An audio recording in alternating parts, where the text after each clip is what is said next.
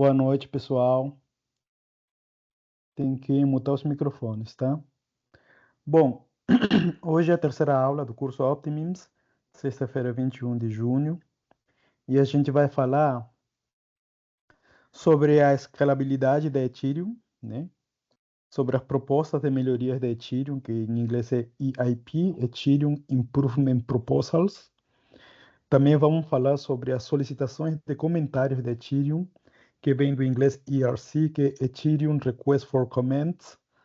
E finalmente a gente vai falar de um assunto que é um dos mais badalados em blockchain, né? Os tokens do tipo ERC20 e ERC721. Tá? ERC, de novo, vem do inglês Ethereum Request for Comments, que em português seria solicitação de comentários da Ethereum. E depois a gente vai falar brevemente sobre rollups, Plasma, Validium e o protocolo optimista o protocolo rollup da Optimims. Ok, vamos começar falando sobre rollups, Optimistic versus Zero Knowledge. Okay? Esse aqui é um gráfico que eu importei, né? Eu reaproveitei da CoinGecko, depois eu quero mostrar um videozinho para vocês. É um resumo sobre o que são rollups. Ok? Basicamente, na parte inferior dessa figura, nós temos as transações dos usuários, né? Você vê que embaixo de cada bloco, por exemplo, o bloco que diz Zero Knowledge tem 2 usuários, o bloco onde está Optimistic tem mais 2 usuários, e assim por diante. Então, o que são rollups? Rollups são tecnologias usadas pelas blockchains de camada 2, que vocês já viram na aula passada, né? Blockchains do tipo Layer 2, que elas usam esse tipo de tecnologia chamado rollups para escalonar, ou seja, para dar escalabilidade, né? Para fazer um tipo de melhoria nas redes de camada 1, nesse caso agora, a Ethereum. Né? E como funciona a tecnologia de rollups? Né? Basicamente, as transações elas são agrupadas em poucas ou em uma única transação, né? Elas são agrupadas, empacotadas, né? Na Layer 2, na blockchain de camada 2, como é o exemplo, por exemplo, de Optimims, de Arbitrum e outras blockchains de camada 2, essas transações empacotadas, elas são submetidas para a camada 1, no caso, para Ethereum. Então, é uma maneira de escalonar, de otimizar as transações na rede de camada 1, que seria Ethereum, é justamente empacotar várias transações numa só, né, e submeter para a rede de camada 1 para Ethereum essas transações já empacotadas. Digamos 10 transações, se agrupam 10 transações e em vez de submeter 10 transações, uma de cada vez para Ethereum, submete uma única transação que contém 10 transações empacotadas. Tá bom? Esse é o tipo de escalonamento que é feito e chamado de rollups.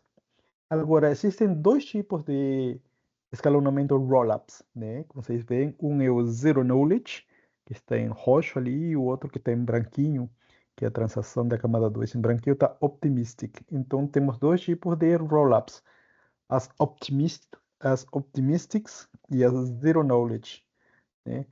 Então, vamos falar brevemente delas, né? Rollups são uma abordagem de gerenciamento de recursos para a escalabilidade de blockchain. Como o nome sugere, os rollups funcionam agrupando dados de múltiplas transações na cadeia da camada 2, como por exemplo, Optimims, Arbitrum e outras redes de camada 2, em uma única transação para confirmação dessas transações empacotadas na camada 1, ou seja, na Ethereum. Novamente, em vez de a gente submeter 10 transações para Ethereum, a gente submete uma, mas essa uma transação, ela tem 10 transações empacotadas usando a tecnologia de rollup, ok? E aí tem as rollups do tipo optimistic e do tipo zero knowledge, né? A otimista e a de conhecimento zero, né? Os rollups otimistas, eles adotam uma abordagem otimista, né? O nome já vem daí, para as transações, assumindo que todas as transações são válidas, até prova em contrário. Embora haja um período de desafio onde os usuários podem enviar provas de fraude.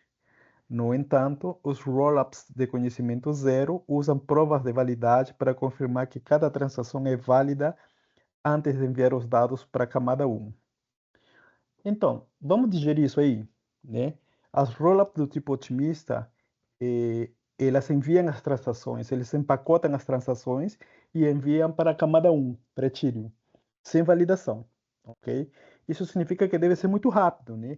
Porque além de agrupar um número de transações e submeter direto para Ethereum, não tem muito tempo, muita computação envolvida para demorar a transação e a validação, porque as rollups do tipo otimistas, elas são de fato otimistas ao assumirem que todas as transações que eles estão empacotando e mandando para Ethereum, elas são válidas, né?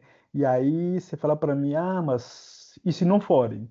Pois é, aí esse tipo de rollups optimistic, elas têm um período de mais ou menos uma semana, que é o período de avaliação de fraude, né? Então, enquanto a transação é enviada rapidamente para cada um, existe uma janela de mais ou menos 7 dias, 10 dias, depende muito da blockchain, onde algum validador, algum usuário pode denunciar que houve fraude em uma dessas transações empacotadas, ok? E então, enquanto é muito rápido para a submissão para a camada 1, pode ter uma demora, de fato tem uma demora, né? Se alguma fraude é detectada, para poder, de fato, reverter essa transação fraudada ou forjada, tá bom? Já as rollups de conhecimento zero não têm isso. Elas, de fato, têm uma rotina de validação da transação antes de mandar para a camada 1, antes de mandar para Ethereum. Então, elas demoram um pouquinho para mandar essas transações para serem validadas de fato na camada 1, mas já não tem essa janela de avaliação de fraude. Então, no final, terminam sendo mais rápidas em termos gerais, né? Do começo, desde que a transação é gerada até que ela é validada, terminam sendo mais rápidas, né? Os rollups optimistas tendem a ser mais rápidos e baratos devido aos requisitos de computação. Quer dizer, termina sendo mais rápido no processo de envio até a validação. Mas depois, quando vem a janela, que tem que ter uma janela, né, no roll-up otimista para avaliar se houve fraude ou não, aí pode ter uma demora maior, tá? Então, se contar a janela de avaliação de fraude, ela demora mais. Se não considerar, ela é muito mais rápida que o roll-up de conhecimento zero, em termos computacionais, tá bom?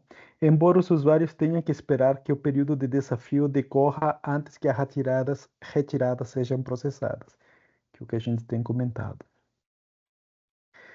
Bom, como eu disse, deixa eu ver uma coisa aqui. A própria rede de blockchain Optimism usa o rollup do tipo otimista, né? Qual que é a visão geral do protocolo rollup da Optimism, né? A grande ideia que torna a Optimism possível é o rollup do tipo otimista, né? Que é a tecnologia propriamente dita, né? Faremos uma breve explicação de como os rollups optimísticos funcionam em alto nível. Em seguida, explicaremos por que Optimism é construído como um Optimist Rollup e por que acreditamos que é a melhor opção para um sistema que atenda a todos os nossos objetivos de design, né? E aí tem um link com detalhes muito mais técnicos. Quem quiser, depois visita o site. Tem um link lá embaixo sobre a documentação do rollup na Optimism, né? Versão curta, né? Uma explicação curtíssima sobre o que é um rollup optimista. A Optimism é um rollup de tipo optimista que basicamente é uma maneira sofisticada de escrever uma blockchain que se aproveita da segurança de outra blockchain, no caso uma blockchain Pi, que seria a blockchain de camada 1, leia-se Ethereum, né? Especificamente, os rollup optimistics aproveitam o mecanismo de consenso, como por exemplo Proof of Work ou Proof of Stake, no caso a Ethereum 1.0 usava o consenso Proof of Work.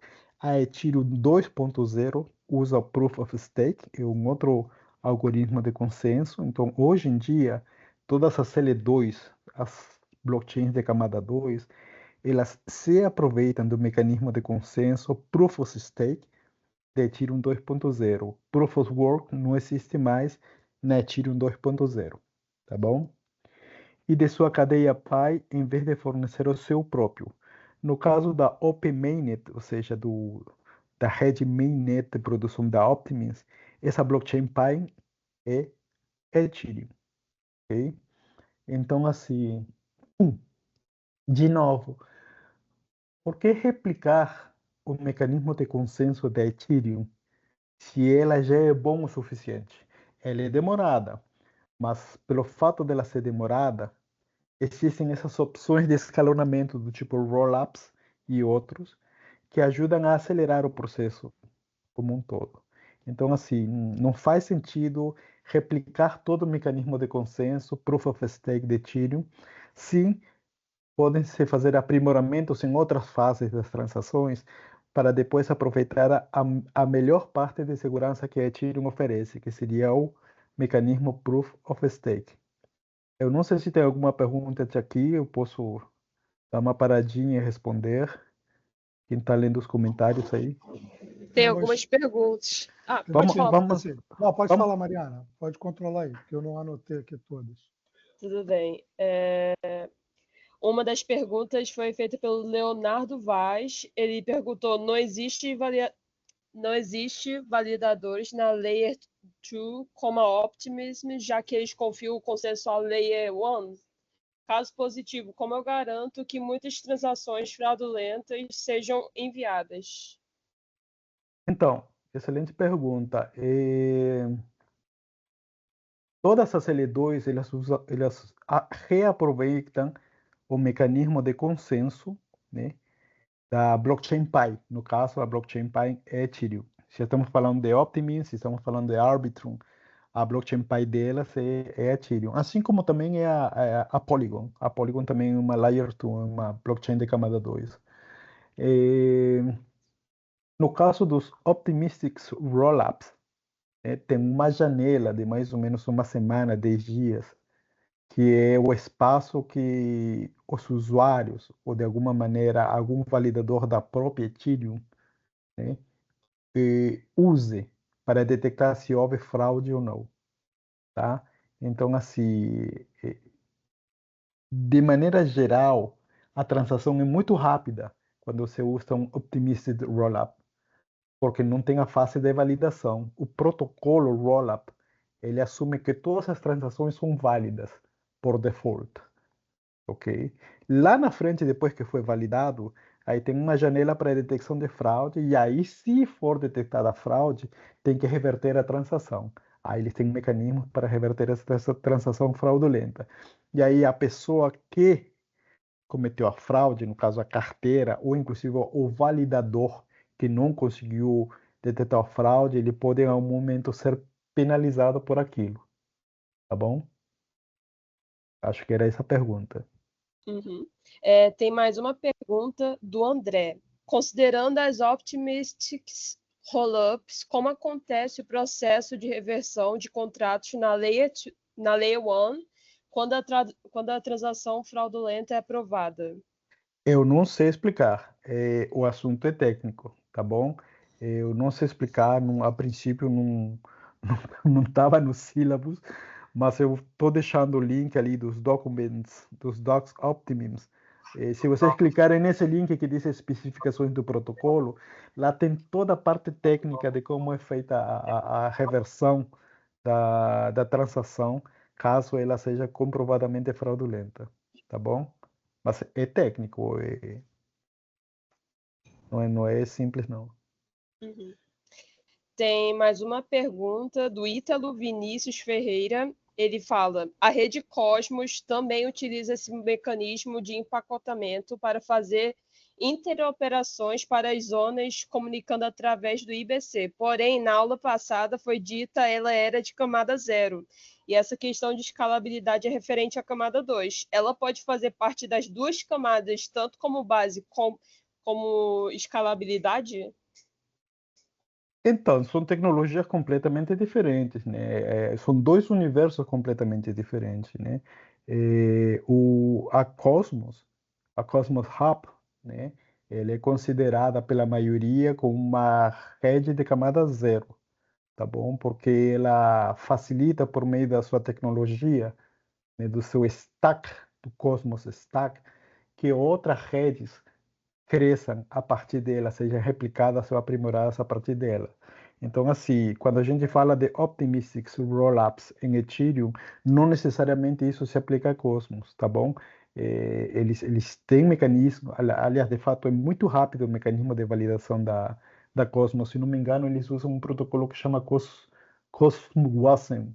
Eu não sei se o Rodrigo lembra disso, mas eu não estou lembrado dos detalhes. Se não me engano, é CosmWasm que o algoritmo que eles usam, né, o stack que eles usam para poder desenvolver as redes deles. E a comunicação entre essas redes é muito rápida, porque eles desenvolveram por cima, né, na verdade, transversalmente, um protocolo que eles chamam de IBC, Inter-Blockchain Communication.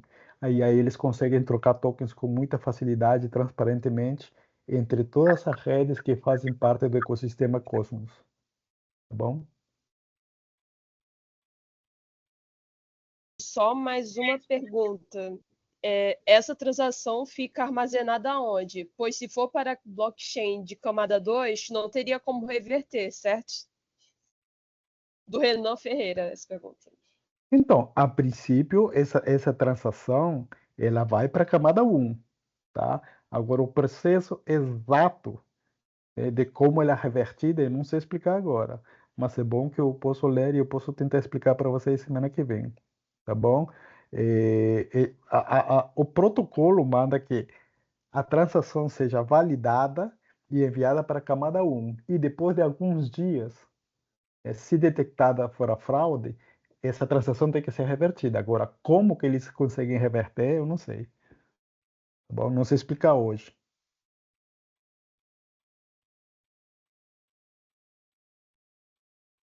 Mais alguma coisa? Só mais uma pergunta do André de novo. Ele Ah, pergunta: quais ZK rollups o senhor recomendaria? Elas parecem mais seguras. quais o quê? Perdão? ZK Zero, a Ah, rollup. zero zero knowledge. knowledge. Zero Zero knowledge. knowledge. Ah, tá, É, sei, perdão.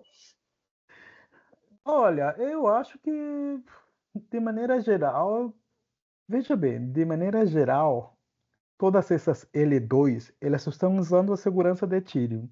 Então, no final, bem no final do processo, todas elas estão usando o mesmo mecanismo de segurança na hora de validar na camada 1, que é Ethereum. Entendeu? A Ethereum não dá uma tecnologia para uma L2 e dá outra tecnologia para outra L2. É exatamente a mesma tecnologia, Proof of Stake. Tá? Agora, o que essas blockchains de camada 2 fazem antes dessa validação chegar para a camada 1 é o que está fazendo a diferença entre cada uma delas. Algumas usam Optimistic Rollups, outras usam Conhecimento Zero Rollups, ok? Eu acho que cada uma tem suas vantagens e desvantagens. As de Zero Knowledge Rollups parecem bem interessantes, porque elas parecem oferecer uma segurança adicional, né? E ocasionalmente até uma privacidade adicional em algumas transações, tá? Por exemplo, ZK-Sync é uma L2, a própria Polygon desenvolveu uma tecnologia de Zero Knowledge Proof para adicionar mais segurança e privacidade nas suas transações. Então, assim, eu gosto de todas elas, na verdade. Eu não consigo te dizer qual seria a mais segura, não. Mas, pelo que eu tenho lido, aparentemente, né, as roll-ups de conhecimento zero, elas conseguem ser um pouco mais seguras que as roll-ups optimísticas. Bom, Pode prosseguir, professor, com a aula. obrigado. Vamos lá. Vamos falar rapidamente de plasma. A gente falou de roll-ups, né, que é um tipo de escalonamento que é feito na camada 2 para validar na camada 1. E tem também uma tecnologia que se chama Plasma, tá? Ela é pouco conhecida, eu vou só mencionar rapidamente, porque é importante a gente saber o que tem por aí, mas a gente também não tem esse compromisso de entrar muito a fundo da tecnologia Plasma, né? Isso aqui é definição no próprio site do Ethereum, então eu vou ler para vocês, né? Uma cadeia do tipo Plasma é uma blockchain separada, ancorada na rede principal Ethereum, mas que executa transações fora da cadeia com seu próprio mecanismo para validação de bloco. Vocês veem que já é diferente, né? As rollups, elas empacotam as transações e mandam para a validação final na L1, para Ethereum. As plasmas já não, tá? Elas executam as transações fora da cadeia com seu próprio mecanismo para validação de bloco. E as cadeias de plasma são às vezes chamadas de cadeia filho, tá bom? Essencialmente cópias menores da rede principal de Ethereum. Mais uma diferença importante, as L2 não são cópias de Ethereum, tá bom? Elas justamente se diferenciam na hora da validação inicial, da submissão das validações, para acrescentar velocidade ao processamento da transação, tá?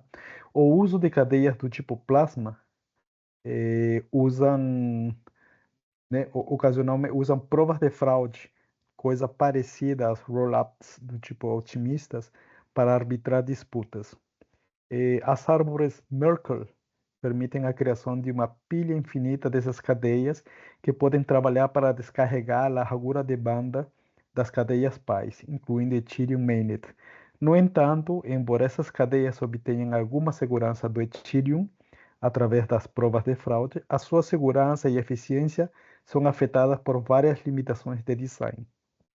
Okay? Então, é uma maneira diferente de escalonar as L2.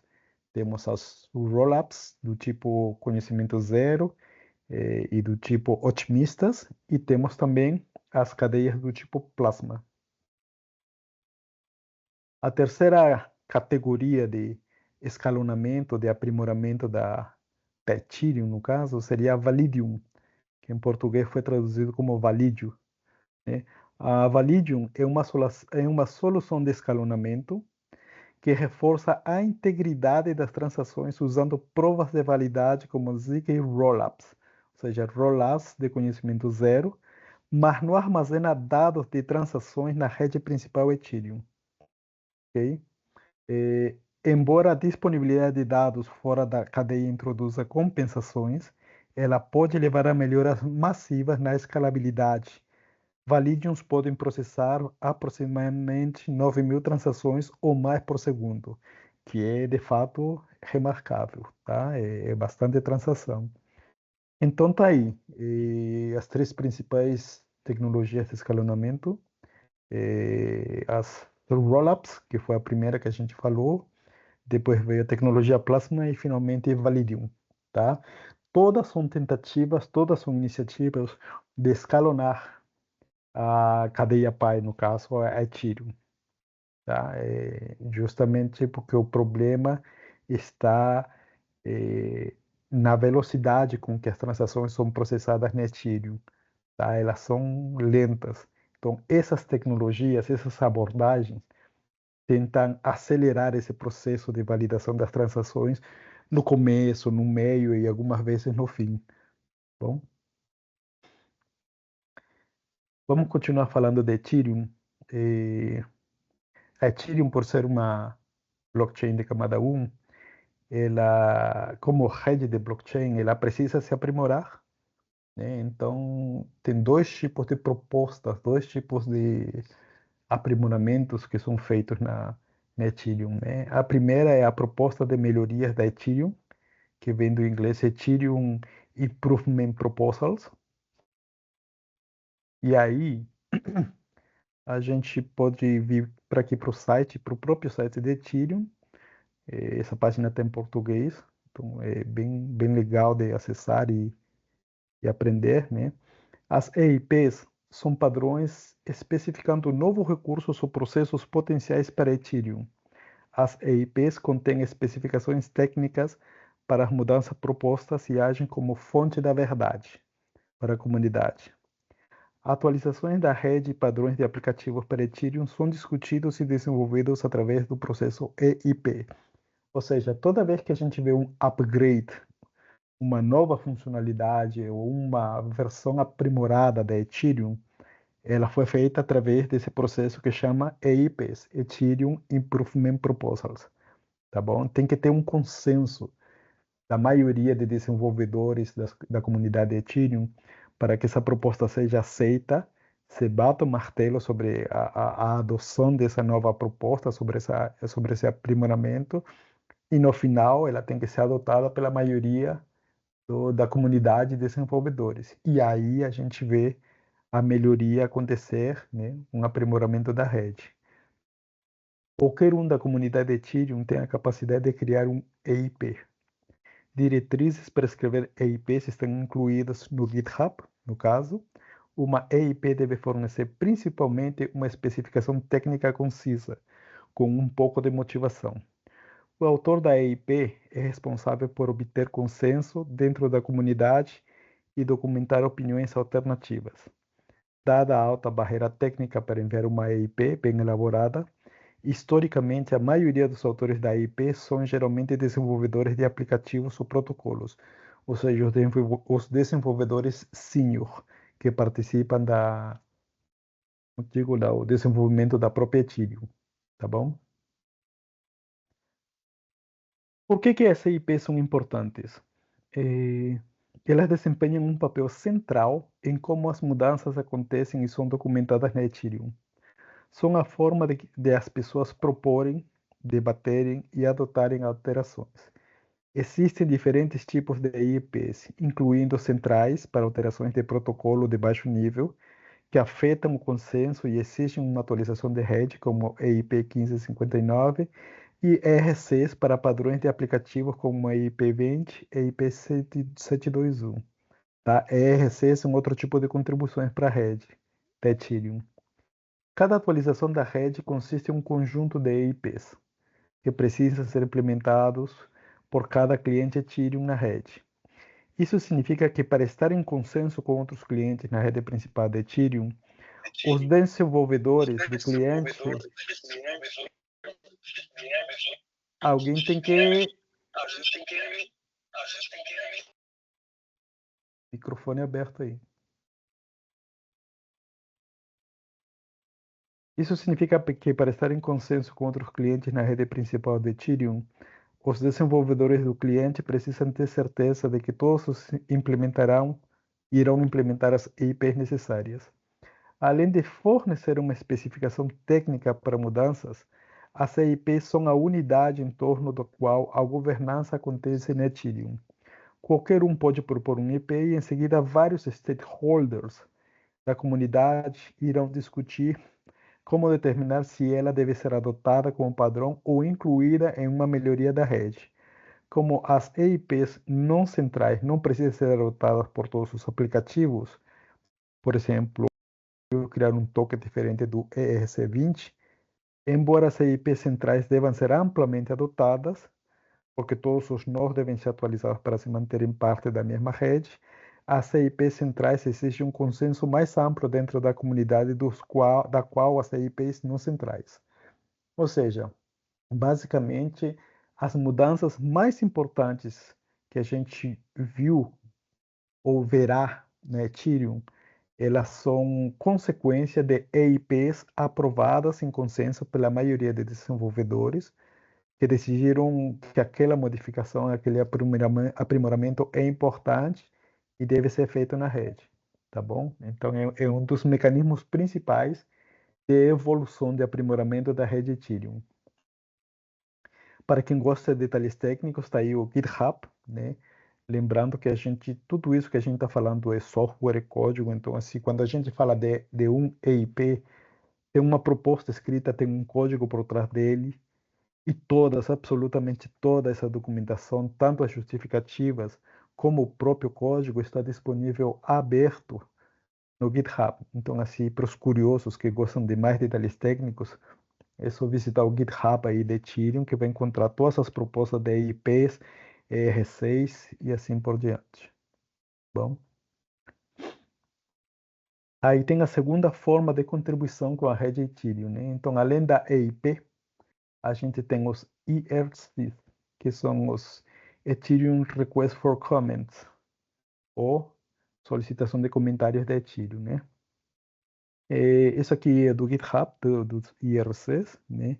Basicamente, os IRCs especificam padrões de camada de aplicação, tá? Que determinam como os aplicativos executados no Ethereum podem interagir uns com os outros.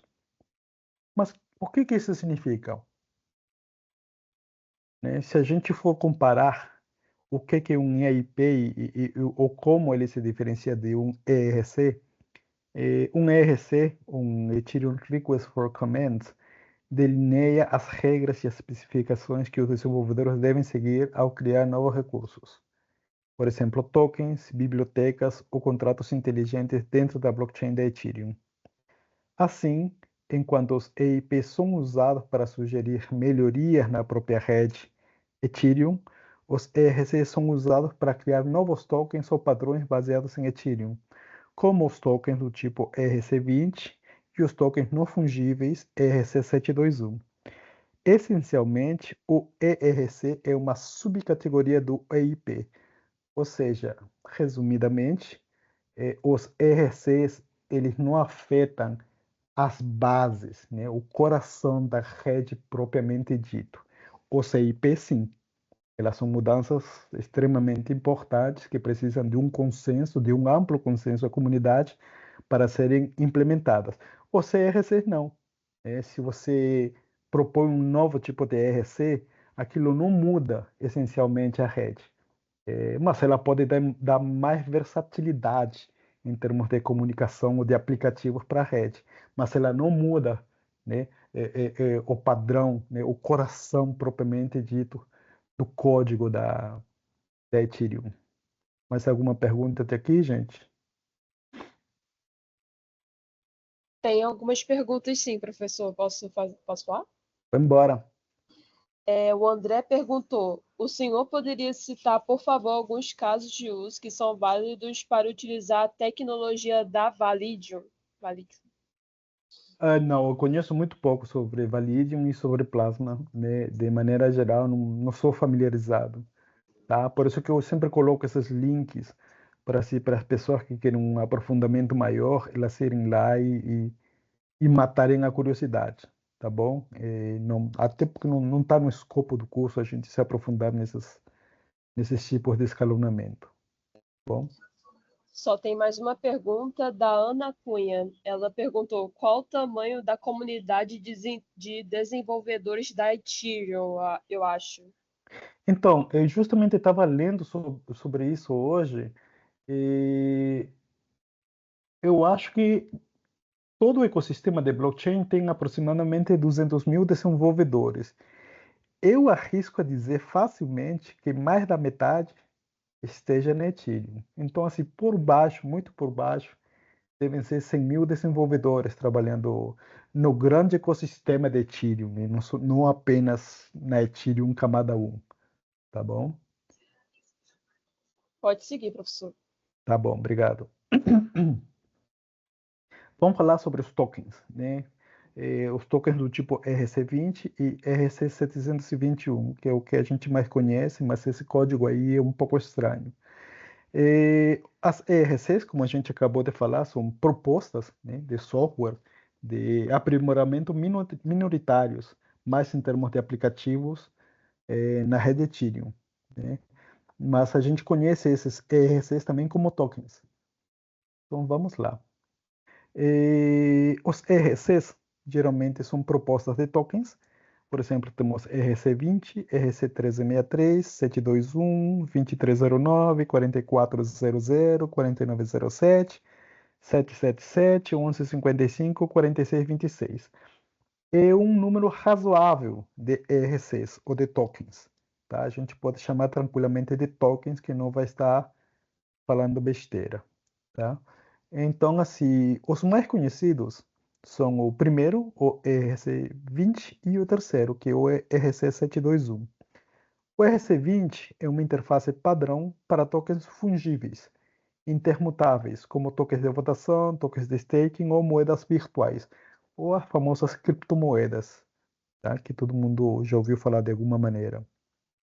O ERC721 é uma interface padrão para tokens não fungíveis, ou seja, eles não são intercambiáveis, não são intermutáveis, como uma ação para obra de arte ou uma música, ou, né, uma arte digital tokenizada. É isso que seria um token do tipo ERC721, que no fundo é o que a grande maioria das pessoas conhece como NFTs, tá bom? Existem vários tipos de tokens, né? A princípio, esses são todos os listados na própria Ethereum. Cada um tem uma funcionalidade específica. Alguns são misturados, são híbridos, podem aceitar tanto criptomoeda como tokens não fungíveis e por aí vai. Depende muito do que você precisa usar na sua aplicação. O que é um token? Né? Um token pode representar praticamente qualquer coisa em Ethereum. Pontos de reputação em uma plataforma online, habilidades de um personagem em um jogo, bilhetes de loteria, ativos financeiros, como a ação em uma empresa, uma moeda fiduciária, como por exemplo o dólar, né? 28,3 gramas de ouro e por aí vai, tá bom? Então é a representação digital de alguma coisa que exista no mundo real, ela pode ser representada como token numa rede de blockchain como Ethereum, por exemplo. Uma característica tão poderosa de Ethereum deve ser tratada por um padrão robusto, correto? É aí que o ERC20 entra. Este padrão permite que desenvolvedores criem aplicativos de token que são interoperáveis com outros produtos e serviços. Essa é a definição mais básica que a gente consegue ter de token, né? Isso está na própria página de Ethereum. Eu tentei pegar essas informações mais fiéis possíveis para a gente falar o mais correto possível sobre a tecnologia de blockchain, ok? O que é um ERC20? O ERC20 introduz um padrão para os tokens fungíveis, o que são intermutáveis, né? Ou seja, eles têm uma propriedade que faz com que cada token tenha exatamente o mesmo do outro token, em termos de tipo e valor. Por exemplo, um token ERC20 age como o ETH. O ETH é o token de governança da Ethereum, significando que um token é e será sempre igual a todos os outros tokens, desde que ele seja, né, um ERC20. Tá? Todo token ERC20 é igual a outro token do tipo ERC20. Tá bom? Tá aí o link de Ethereum. O ERC20 foi inicialmente proposto por Fabian Vogelsteller em novembro de 2015, né? Tá fazendo quase o quê? 9 anos. É um padrão de token que implementa uma API para tokens em contratos inteligentes.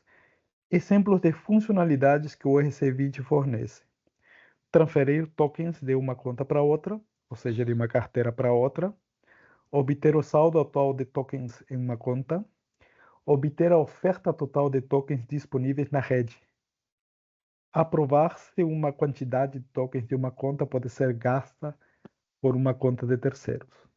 Se um contrato inteligente implementa os métodos e eventos a seguir, ele pode ser chamado de contrato de token ERC20, uma vez implantado.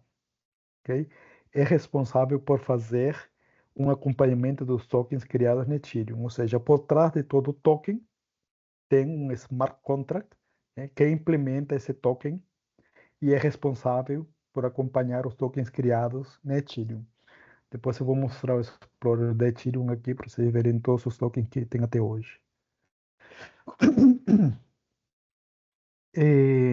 O que é um token não fungível, um NFT? Um token não fungível é utilizado para identificar algo ou alguém de uma forma única, ok? Este tipo de token é perfeito para ser usado em plataformas que oferecem itens colecionáveis, acessar chaves, bilhetes de loteria, assentos numerados para concertos, jogos esportivos, etc. Este tipo especial de token tem possibilidades incríveis, então merece um padrão adequado, o ERC 721. O ERC 721 se apresenta como um padrão para NFT, também chamado de token não fungível, do inglês Non-Fungible Token. Em outras palavras, este tipo de token é único e pode ter um valor diferente do que outro token do mesmo contrato inteligente. Um exemplo é o seguinte, por exemplo, vocês podem tokenizar um MP3. Para vocês tokenizarem um MP3, ele não pode ser um token do tipo ERC20, porque um token do tipo ERC20 é uma criptomoeda e um MP3 não é uma criptomoeda. Então, um MP3 tokenizado na blockchain, ele teria que ser um ERC do tipo 721, concordam?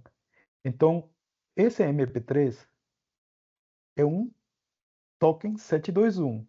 Mas aí eu pego uma arte digital tokenizada, uma obra de arte digital e tokenizo, né? Uma pintura, digamos assim, um collage.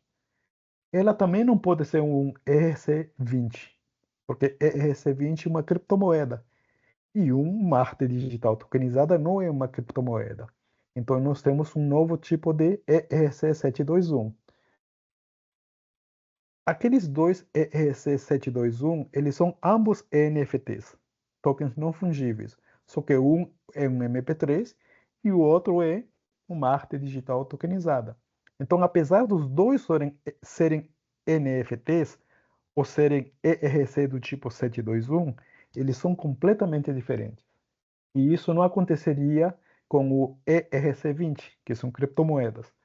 Tá? Todas as criptomoedas são comparáveis e intercambiáveis com mais facilidade do que NFTs. É importante dizer uma coisa que eu falo em toda aula, em toda palestra que eu ministro. Os NFTs, os tokens não fungíveis, eles podem ser muitas coisas. Tá? Um MP3, um MP4, uma arte digital tokenizada, um contrato de compra e venda, ele pode ser um relatório, ele pode ser é, um prontuário médico, ele pode ser muitas coisas, tá? Toda arte digital tokenizada na blockchain é um NFT, mas nem todo NFT é uma arte digital tokenizada na blockchain, tá? Então contribuam para a gente desmistificar esse erro aí, crasso, né? Horrível, em que a grande mídia divulgou de que NFT é igual a arte digital tokenizada e nunca mais se falou nos detalhes, né? Então, hoje em dia, é comum, quando você dizer NFT, a pessoa achar que você está falando de uma arte digital tokenizada. Mas você pode estar falando de muitas outras coisas que não são arte digital, mas que também foram tokenizadas na blockchain, tá bom? Todos os NFTs têm uma Roberto, variável. Oi.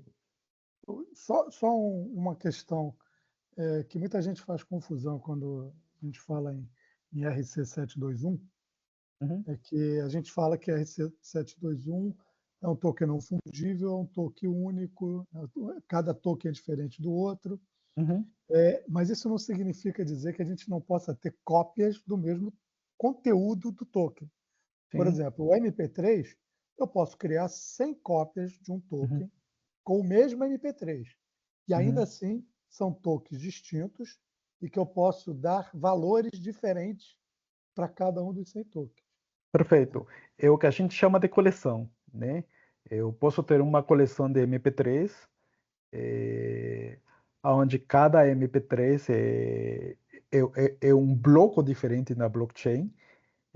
Todas essas cópias dessa coleção de MP3 são ERC721 do tipo MP3, mas cada um é único, né? Porque cada um vai ter um bloco dentro da blockchain na hora que ele for tokenizado.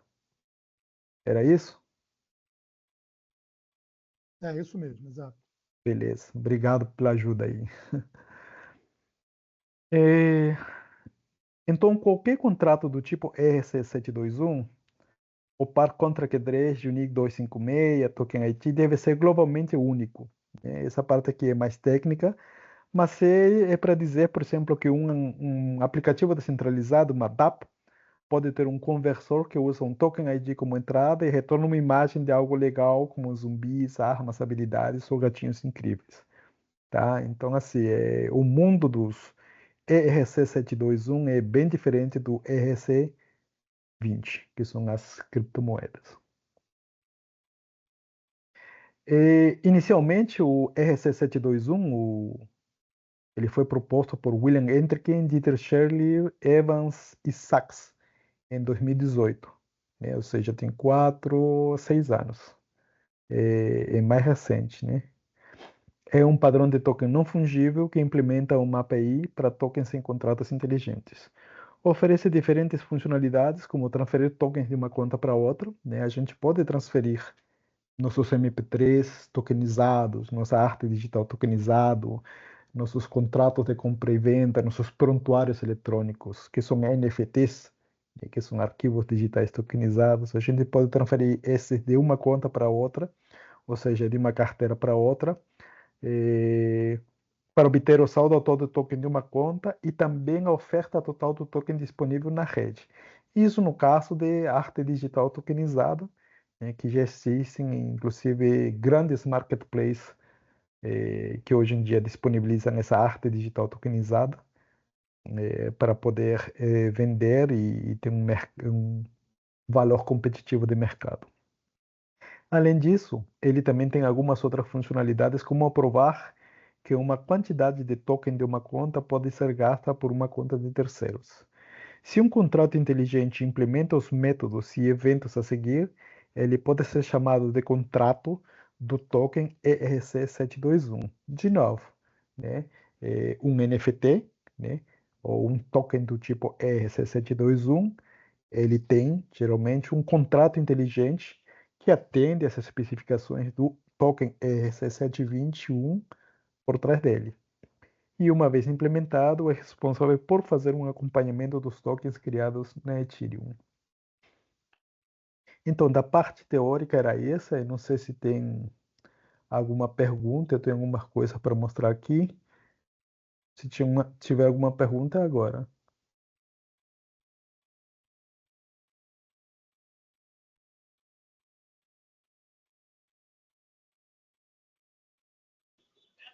Tem algumas perguntas sim, professor.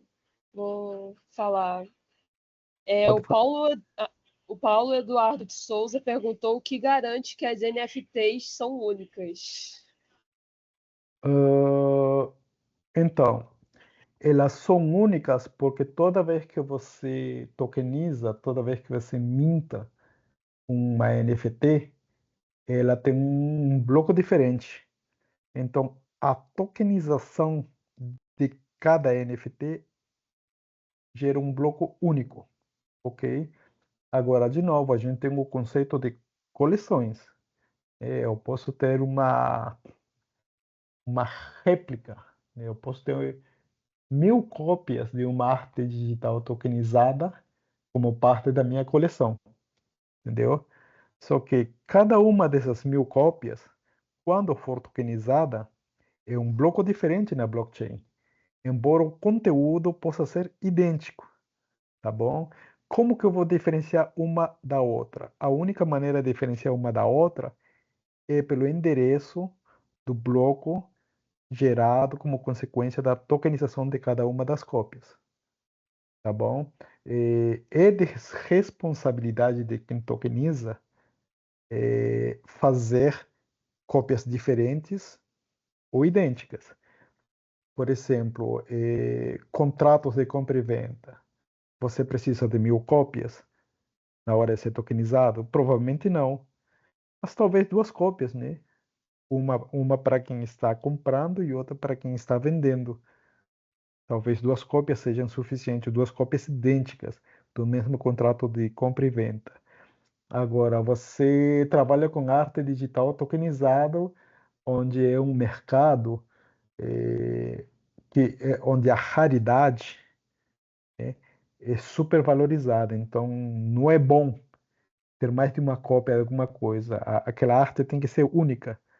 Então, quem tokeniza tem a responsabilidade, se assim ele quiser, fizer, de que cada token que gerou um bloco na blockchain seja único em conteúdo, porque ele será único como bloco na hora de tokenizar. Mas o conteúdo, quem decide se vai ser único ou replicado, é quem faz a tokenização. Bom? Perfeito, professor. O Thiago Magalhães, eu acho que ele foi respondido com isso aí. Ele tinha perguntado justamente: suponha que eu queira mintar 2 cópias de uma NFT específica. Em termos de comparação, essas 2 cópias são idênticas? Então, Eu respondi. Elas são idênticas. O conteúdo é idêntico. Agora, cada cópia é um bloco diferente, tem um endereço diferente na blockchain. Tá bom? perfeito. E a última pergunta é de outro Paulo. Ele pergunta: em resumo, artes digitais como JPEG, áudio MP3 ou vídeo MP4 serão ERC721? Não serão, eles são. Eles são porque eles não são do tipo ERC20. O ERC20 é um token específico para criptomoeda. Então, assim, ou é criptomoeda ou não é criptomoeda. E aí vem a pergunta: um MP3 é uma criptomoeda? Não, não é. Então, um MP3 não pode ser um token do tipo ERC20. Ele teria que ser minimamente um token do tipo ERC721. Tá bom? Acho que é isso, professor. Se alguém tiver mais perguntas, só mandar. Beleza. Deixa eu passar um videozinho assim, que eu acho importante eu mostrar um vídeo. E vou tentar comentar, mas a ideia é que a gente olhe esse vídeo aqui sobre rollups, que eu acho interessante para complementar o que eu falei.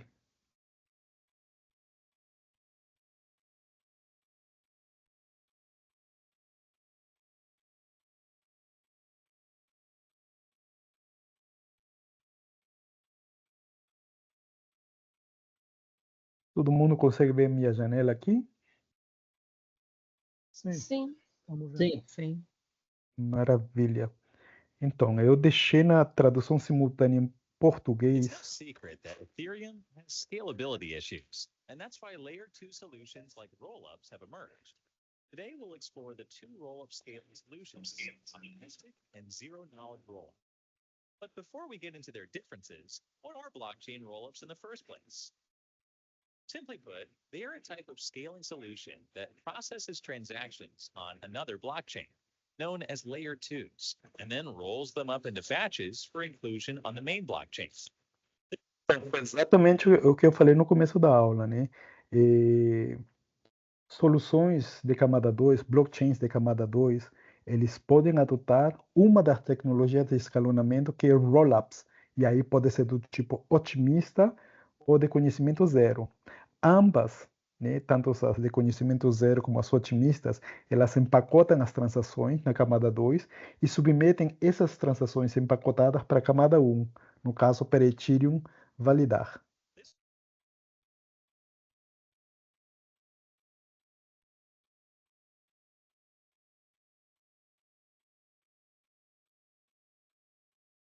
Ficou sem som, eu acho. Actions are verified. Optimistic. Oi? Ela estava Eu- com som na primeira parte que você passou e agora, depois que Isso. você parou, ela perdeu o som. Vê se esse teu microfonezinho aí do vídeo, vê se ele está no volume máximo. É possível que seu microfone aqui. Vamos lá, vocês me avisam. Rollups use a trust-based Ah, model, beleza. in that they are by default optimistic that the batch sent back to the main blockchain by validators is legitimate. Before the batch is included in the main blockchain, however, there will be a waiting or challenge period when other nodes, known as verifiers, can review the batches and submit fraud proofs if they find that any of the transactions are not valid. Today, most popular L2s, such as Arbitrum and Optimism, use this type of rollup, as they are relatively easier to implement. Então, é o que a gente falou também, né? a validação dessas transações empacotadas, essas transações do tipo optimísticas, né, que é usada pela Optimism e pela Arbitrum, elas são geralmente mais rápidas, justamente porque as blockchains de camada 2 assumem que todas as transações empacotadas, elas são válidas, né? Não tem uma validação prévia antes de enviar para a camada 1, antes de enviar para Ethereum. Então, e depois tem que ter essa janela, né? Uma janela de detecção de fraude, o que pode, né, terminar demorando, por exemplo, a liquidação de ativos, né, se uma fraude for detectada. Bom, One of the reasons, perhaps, being that most, if not all, optimistic L2s today use a single centralized node called a sequencer, which submits these transactions, making them highly scalable. However, optimistic rollups also experience some setbacks. For instance, delays in transaction finality as users have to wait through the challenge period, usually up to 1 week, before they can withdraw their funds. Also, the use of centralized sequencers may lead to censorship and security problems, though most L2s today are looking to gradually decentralize their sequencers. ZK rollups, on the other hand, do not assume the validity of the submitted transactions. Instead, they look to prove mathematically that that's actually the case. So the rollup moves bundles of transactions to layer 2 and generates validity proofs for each one to be submitted on the main chain. Means that ZK rollups need more computational power, hence higher transaction costs compared to optimistic rollups. On the upside, since these validity proofs already verify the legitimacy of transaction data, ZK rollups do not require a challenge period, and so withdrawal periods are significantly shorter than optimistic rollups. Also, since ZK rollups use zero-knowledge proofs to verify transactions, they offer improved security and privacy, but are much more complex than optimistic rollups. This complexity affects how flexible and compatible they are with Ethereum, as smart contract capabilities are more challenging to implement with ZK rollups compared to optimistic rollups. So, which of the rollups is better? ZK rollups are widely regarded as the endgame of the rollup technology by many, including Ethereum's co-founder, Vitalik Buterin. Last year, he said that ZK rollups would eventually surpass optimistic rollups in the long run. Vitalik acknowledged, however, that ZK rollups have yet to mature and are currently hard to build on. Do you agree with him? Let us know in the comments. And make sure to watch this video to find out how zero-knowledge proof works and why it's important.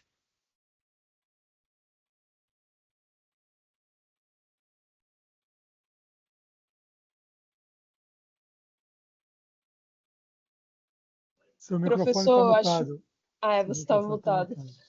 obrigado. Eu acho importante mostrar esse vídeo porque ele é bem didático e eu consegui configurar ele para tradução automática em português, então já fica gravado, né? De maneira geral, as tecnologias do rollup são bem interessantes, são as mais adotadas hoje em dia, né? Existem muitas mais soluções do tipo rollups do que Plasma e Validium, né? Mas eu acho que é uma questão de tempo para que mais soluções do tipo Plasma e Validium apareçam. Elas são difíceis de implementar porque são realmente coisas muito novas, né? E como tudo que é novo, demora. Novidade, inovação é um processo longo. Mas eu acredito que ao longo dos anos a gente vai ver novas soluções do tipo Plasma e Validium, na tentativa de escalonar Ethereum e de deixar as transações cada vez mais rápidas. Eu preciso mostrar uma outra coisa aqui, só um pouquinho.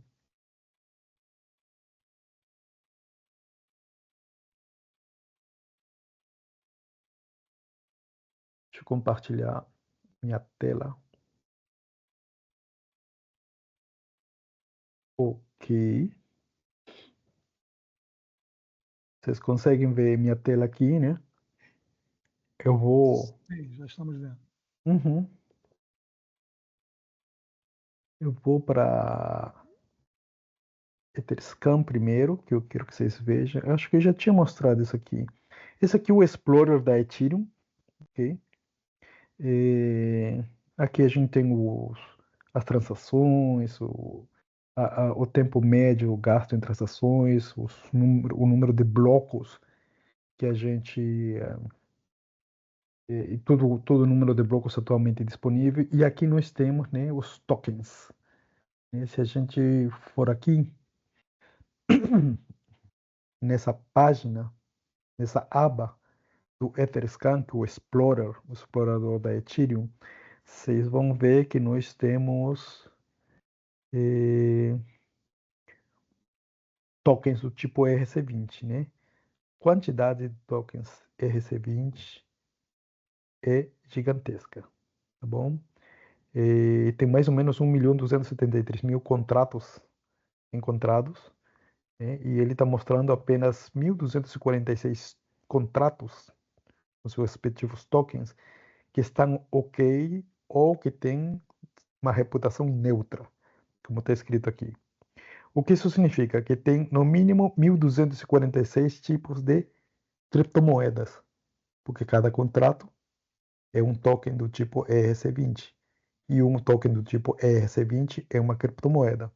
Então aqui nós temos as stablecoins, como a Tether, né?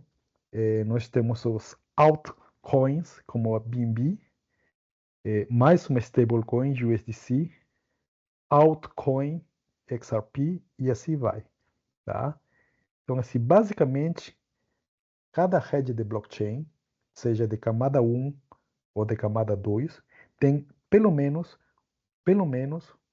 um token do tipo ERC20, tá? Aí pode ser uma altcoin, pode ser uma stablecoin, depende. Muitos, eu diria que a grande maioria desse 1.200.000 contratos aqui não valem absolutamente nada. Provavelmente são testes, brincadeiras ou inclusive fraude, tá? Então, assim, muito cuidado com isso, com aquilo que vocês querem testar ou querem consumir, porque também temos grandes problemas de fraude no espaço da blockchain. Outra coisa que eu quero mostrar, eu vou voltar aqui, é justamente o explorador da Optimism, ok? E eu quero ir aqui para a área de tokens, no caso, tokens do tipo ERC20, tá? E aqui nós temos todos os contratos de token de tipo ERC20 que foram feito o deploy, né, que foram mintados na rede Optimism. Eu tenho Tether aqui, mas o Tether não estava lá na Ethereum, que é uma outra rede de blockchain? Tinha, mas, de novo, isso aqui é um contrato que corresponde a um token do tipo ERC20, que é da Tether, que é uma criptomoeda, que foi feito o deploy na Ethereum, mas esse contrato também foi feito o deploy na Optimism, assim como provavelmente também foi feita na Arbitrum e em outras redes do grande ecossistema da Ethereum, ou fora da Ethereum, né? Por exemplo, a Tether existe em ecossistemas como Cosmos, e provavelmente exista também em ecossistemas como a Polkadot, né? Então, eu não sei, eu estou chutando, tá? Eu nunca trabalhei com Tether, nunca mexi com Tether na Polkadot, mas é possível que tenha um contrato da Polkadot no ecossistema um token da Tether no ecossistema da Polkadot. Então, esses contratos, eles existem em diferentes redes de blockchain e eles podem existir em diferentes ecossistemas também. Se eu clicar aqui, eu vou ver o detalhe do token, ok? Número total de transferências desse token nessa rede de blockchain são 18 milhões e meio de transações, de transferências, ok? Aqui está o endereço do contrato, tá? Eu posso descer aqui e, por exemplo, eu vou para Chainlink e aqui tem o número de transferências, o endereço do contrato. Eu desço mais um pouco e encontro o ERC20 do token OP, que é o token de governança da Optimism. Mesma coisa, o número de transferências, o número do contrato e assim por diante. Uma coisa que é legal em termos educativos é, por exemplo, se eu entro aqui na minha MetaMask, né, e eu Rodrigo, dá para ver essa tela? Não, tem que botar em tela cheia. A Você tem que MetaMask. você tem que compartilhar a sua tela inteira. Tá bom. Cá vou eu. Maravilha. Todo mundo vê minha MetaMask agora? Sim, agora tá dando para ver essa MetaMask. Maravilha. Então, aqui, essa conta eu abri especificamente para o curso. Eu tenho alguns ETH, né? Na verdade, alguns centavinhos de ETH, 0,0001 ETH, que corresponde a 0,31 centavos de dólar. E eu tenho 0,15 OP, que corresponde a 0,27 centavos de dólar. Só tenho esses dois tokens aqui. Mas eu posso adicionar Tether. Eu posso adicionar Tether, né? Mas o token Tether, que é um token do tipo ERC20, cujo deploy foi feito na rede Optimus, ok? Não vamos confundir as coisas. Eu clico aqui, eu copio o endereço. De novo, esse aqui é o endereço do contrato, do smart contract, que corresponde a um token do tipo ERC20, cujo deploy foi feito na rede Optimus. Eu vou aqui, copio o endereço do contrato, vou na minha MetaMask e eu digo importar token. Eu colo o endereço do contrato, ele já vai aparecer, né, algumas informações, next, import, e eu tenho o quê? O token, né, da Tether adicionado na minha MetaMask, mas especificamente na rede Optimus. E eu posso adicionar outros tokens. Eu sugiro que vocês façam isso em sites oficiais, tá bom? Eu posso adicionar DAI, que é uma outra stablecoin, ok? De novo, esse aqui é o endereço do contrato. É um contrato que corresponde a um token do tipo ERC20, cujo deploy foi feito na rede Optimism. Vou de novo na MetaMask, confiro que eu não tenho DAI. Eu vou importar esse token, eu preciso do contrato, e tem que ser o contrato oficial, o contrato correto, e eu importo, né? E eu tenho 0 USDT, 0 DAI, simplesmente porque não tenho. Eu tenho token listado, porque eu adicionei o contrato, mas token mesmo eu não tenho nenhum. Ô, Alberto, com licença, professor. Sim. A MetaMask está facilitando a vida agora. Agora, quando você Ah, coloca só o nome, aham. só o nome do token aparece. E aí você pode É, adicionar. mas ela É não sempre fazia bom. isso. Ela não É, fazia. É muito bom, mas vai ter ocasiões em que não vai ter o token que você quer, tá? Então é importante a gente saber disso. E para fins didáticos, eu estou fazendo para as pessoas aprenderem e entendam de onde que sai esse número de contrato, né, que ele importa, de onde que sai esse muito hash. importante também conferir o contrato do token, né? Sempre, sempre para vocês não adicionarem coisa fraudosa, né? Coisa que não devia estar lá. Enfim, eu acho que assim, basicamente era o que eu tinha para falar hoje. De novo, toda transação que vocês fazem na blockchain usando a sua carteira, nesse caso usando a MetaMask, ela precisa ser assinada. Você precisa concordar com a transação, porque você precisa concordar com a taxa de transação. Tá? Se vocês clicarem num link duvidoso, em alguém querendo te dar golpe, se você não conhece esse site, se a pessoa que te mandou, você nunca ouviu falar, ela está te oferecendo de graça não sei o que, alguma coisa, vocês não clicam no link. Vocês não autorizam a transação, porque é comum hoje em dia esse tipo de golpe, né? A pessoa te manda, eu vou te dar tantos tokens de presente, eu vou te dar um NFT de brinde, clica aqui e autoriza a transação. Na verdade, ela vai estar drenando, né, seus fundos, seja lá o que você tiver na sua carteira, para a carteira da pessoa que está com más intenção. Tá bom? Gente, era isso. Vamos ver se tem mais alguma pergunta.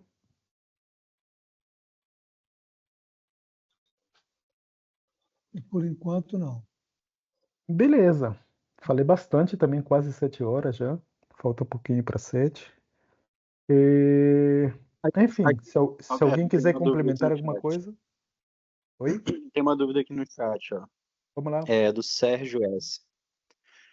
Esse mecanismo de roll-up otimista nas blockchains L2, ele disse que lembra ele dos algoritmos do tipo write ahead log em BDs distribuídos. Ele está perguntando se ele viajou, ou se faz sentido. Eu Então, acho que a Maria, rapaz, eu acho que a Maria Luísa aí, poderia responder. Maria Luísa ou Serra, né? Um A dos pergunta é dois do aí. Serra. Isso aí a bola é do Eu Serra. acho que sim. Se eu posso A pergunta chutar, eu foi do acho que Serra. sim. Do que eu lembro, mas eu sugiro Serra. Serra é mais garantido. Sabe quanto tempo que eu não lido com Mas a isso? Mas eu pergunta, a acho que pergunta sim. foi do Serra, Maria Luísa. Ah, a pergunta é muito boa. Eu achei muito boa, Serra. Somos da mesma época. Ele fez a pergunta, ele mesmo pode responder, né? Com Ele certeza, certamente. com Mas é isso. certeza. Eu lembrei logo disso, Serra. Foi transmissão de pensamento quando eu vi. Quando eu vi o Alberto explicando. Muito legal. É. Beleza, gente. Se não tiver nada por parte dos outros professores, inclusive dos próprios monitores para complementar, a Eu gente. tenho uma pergunta. Vamos lá. Quem que é? É o Paulo aqui da OpenSense, tudo bem? Ih, rapaz, você conseguiu que eles abrissem teu microfone? Parabéns. Tá disponível aqui. Hoje ficou aberto para todo mundo. Porque a É? Maria Não Luísa, abriu a senão ela não câmera, ia mas o conseguir falar. microfone está aberto. Tá bom, vamos lá. Eu queria voltar ao assunto da Celestia, lembra da Celestia, né? Sim. É que eu gosto muito do conceito da Celestia, acho muito inteligente. E assim, a pergunta é, com a blockchain da Celestia, acho que todo esse trâmite, né, poderia ser acelerado, né, dentro da Celestia, já que eles fazem um agrupamento ali. Não, a tecnologia, pelo que eu entendi, né, que eu também não sou especialista em Celestia, a tecnologia parece muito promissora, muito boa. Agora, essa adoção vai ser feita aos poucos. Sim. Existe muita competição entre todas as redes de blockchain, porque, de novo, a monetização, a sobrevivência delas depende das taxas de transação. Ou seja, elas estão competindo pelos mesmos usuários, pelos mesmos desenvolvedores, né? É O que eu tempo vejo. todo. Então, assim, ou alguma rede de blockchain como Celeste oferece alguma coisa que elas não têm, né, para tentar fazer uma parceria, ou a própria rede de blockchain que precisa, por exemplo, de data availability, que mais a Celeste se destaca, começa a desenvolver do zero, que vai demorar, enfim, depende muito do interesse que cada um dessas blockchains tem. Mas, a princípio, elas competem muito, acirradamente, por usuários e desenvolvedores. É que eu vejo que, pelo formato, né, do conceito, você consegue reduzir tempo e também gás, né? Então acho que Sim. seria um Sim. negócio bem mais ágil e mais barato. Sim, sim, mas hoje em dia existem redes de blockchain que são muito rápidas. Todas as rollups são muito rápidas hoje em dia. Eu acho que assim, Cosmos, as transações no ecossistema da Cosmos são muito rápidas, sabe? E baratas. A Polygon tem conseguido umas taxas de transação de centavos de dólar, já tem quase um ano aproximadamente, né? É rápida e barata, Ah, né? Enfim, eu acho que sim, eu também gosto do conceito da Celeste. Agora, a adoção é outra história, né? Depende muito de interesses e competitividade entre elas. tá bom. É que eu estou insistindo aqui para os desenvolvedores também aprenderem, né, na Celeste, porque eles dão todo o suporte ali para montar e, enfim, tentar, né, descobrir. Sim, beleza, Paulo. Beleza, É, obrigado. Boa noite. nada. Boa noite. Gente, podemos encerrar então, né? Alberto, tem Mais mais uma uma pergunta. última dúvida no chat. É uma última pergunta no chat. Vamos lá. O Thiago M está perguntando se é possível falar em viabilidade de RWA, né, Real World Assets, sem o uso de tokens ERC-721. Ah, então, a grosso modo, sim, entendeu? porque você pode tokenizar moedas. Uma moeda é um real world asset, né? Você pode digitalizar uma moeda, assim como o Brasil quer digitalizar o real, digitalizar e tokenizar o real, né? Que seria o DREX. E eu vejo moedas digitais como real world assets também, entendeu? Agora, se não é criptomoeda, de novo, ela tem que ser um token diferente. Se não é uma moeda, ela tem que ser um token diferente do contrato da criptomoeda, né? Aí pode ser um contrato híbrido, por exemplo, que aceite criptomoeda e NFT, que são dois conceitos diferentes. Ou pode ser um contrato do tipo NFT, um ERC-721, tá? Mas eu acho que se a gente excluir a parte de moedas digitais, a parte de criptomoedas, certamente teria que ser um ERC do tipo 721, tá bom?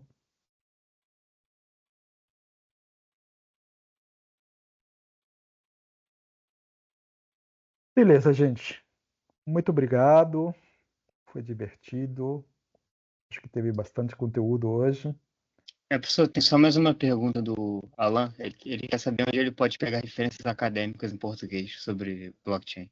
A gente já colocou, se não me engano, um documento em português, o capítulo de um livro, lá no AVA, mas de qualquer forma eu vou estar conversando com meus colegas, com Maria Luísa Serra, para ver se a gente consegue mais material em português e consegue colocar lá no AVA, tá bom? Mas a princípio já tem alguma coisa no AVA, alguma coisa preliminar, que é um capítulo de um livro.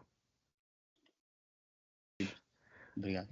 Boa noite para todo mundo, obrigado. Boa noite. E Boa noite, até gente. próxima Obrigado, sexta-feira. Alberto. Boa noite aí para todos. Boa Boa semana. noite. Tchau, tchau. Boa noite, Alberto. Boa noite a todos. Tchau, tchau, pessoal.